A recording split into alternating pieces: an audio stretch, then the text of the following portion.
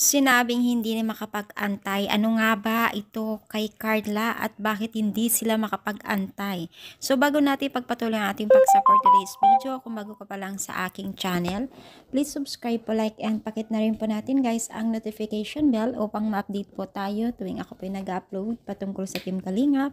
And especially please support po natin ang buong Team Kalingap, lalong lalo na po kila Kalingap Rab at Kuya Bal. So ano nga ba ito na ang mga netizens na hindi na daw sila makapag-antay dahil sa sobrang excited daw nila. So, ngayon guys, no, after matapos po ang birthday ni Bibi Rabay, ay umaasa naman po ng mga netizens na mas bongga or papabonggahin po ng Team Kalingap ang birthday celebrant po ni Carla.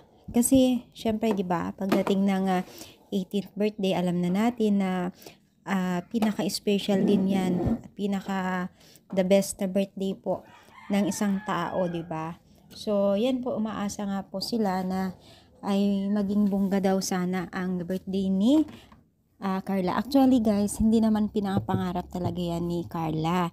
Kaso nga lang, syempre, tayo mga viewers, taga-supporters ay umaasa sila. So, si Carla naman po ay sanay naman po sa simpleng buhay at ika nga sabi niya na mas maigi na kompleto ang pamilya. Kompleto ang kanyang mahal sa buhay sa araw ng kanyang kaarawan. So, yun.